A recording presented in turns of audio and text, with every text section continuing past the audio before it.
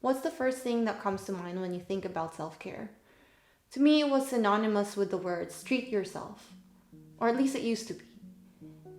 I thought I was doing the right things for my health, and yet I crashed, burned, and got sick anyways.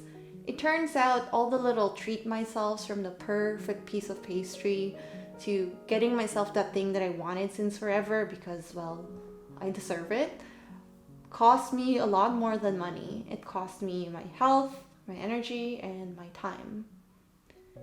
Now I've learned the hard way and I do things a little bit different. And let me give you a hint, it costs absolutely nothing. Self-care also looked like crossing a lot of things off my checklist, doing all the things that are supposed to be good for me and my health. Get good sleep, journal and meditate, exercise, cook something healthy, and buy a bunch of stuff that supplement my health. I made it a point to do the things that should make my life better.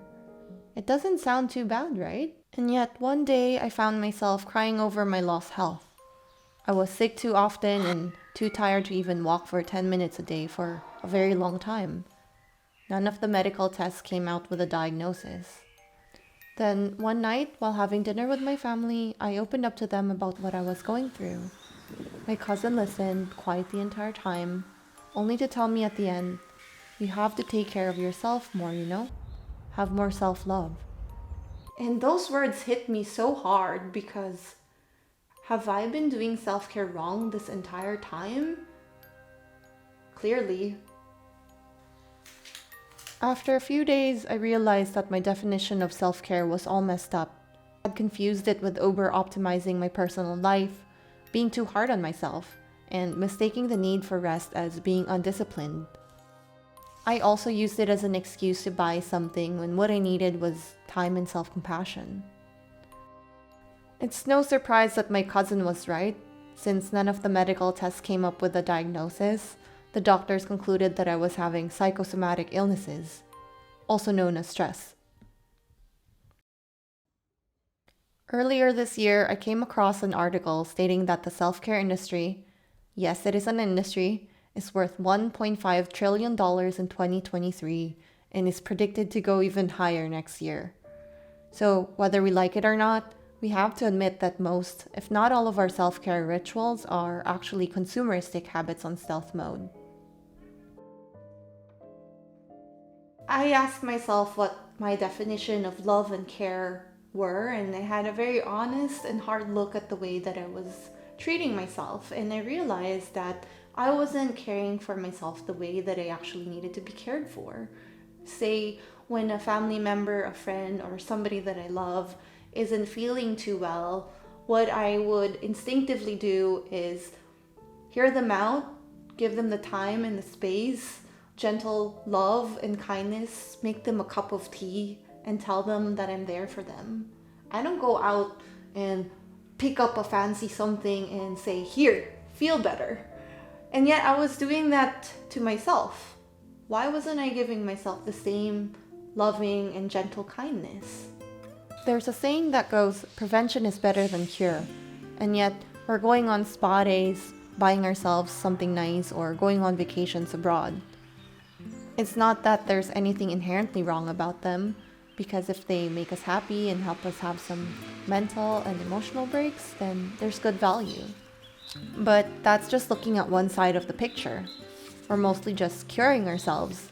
That's when the damage has already been done. What about prevention? Don't we also need habits and routines that tackle the root cause?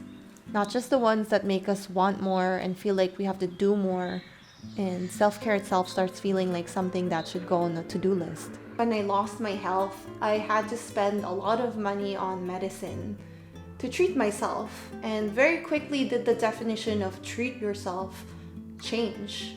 It wasn't great. It was the right way of treating myself because taking the medicine helped me get better, but it didn't feel right. I realized that the better way, or the right way for me, to doing self-care was to give myself time and space, to just be, but to also break unhelpful patterns and limiting beliefs. How did it take me so long to learn the cliche, the best things in life are free? I didn't have to buy anything, I just needed to sit and be with myself. I asked myself what my definition of love and care were. I had a real hard and honest look at how I got to the point where I was. And I realized that I didn't actually care for myself the way I needed to be cared for. What my cousin meant by loving oneself more actually meant choosing oneself first. It meant standing up for myself, drawing boundaries and actually practicing them, making the hard decision to leave situations that harm my well-being, not saying yes when I actually wanted to say no, learning how to say no in different forms, and then learning to wholeheartedly comfort myself and let go of any guilt or remorse. How do I see and do self-care now? I found that the best way to do self-care, like anything in life, is balance. Once I paid enough attention to know my behavioral patterns, I learned how to stop things in their tracks, like taking breaks or not making plans before things get bad again. Self-care looks a lot more like giving myself more time to rest, to think and process things, and have enough time to do things that I enjoy. I still occasionally indulge in buying myself things, but the rationale behind that is very different. It's no longer to make myself feel better, it's to enjoy them. But the point is, I don't have to keep up with anything anymore. I no longer feel like self-care is something that I have to do, or that if I do it, I would have to pay for it. It's now better integrated in the way I think and live my life. Needless to say, now that I finally got it, my health got better, I got my energy back, and I feel good from things that money absolutely can't buy. What about you? I'm really curious to hear about your perspective. What does self-care look to you, and what did it used to look like? If you haven't figured that out, perhaps try different things like taking time off of social media or spending some more time alone in nature, maybe drawing better boundaries at the workplace or even in family situations, or simply spending an entire day doing whatever you want, whether it's watching your favorite TV shows or just doing your favorite activities without feeling a single ounce of guilt. If you got any value from this video, please give it a like or subscribe to my channel. Every little bit helps. Thank you so much for being here. I'll see you next time.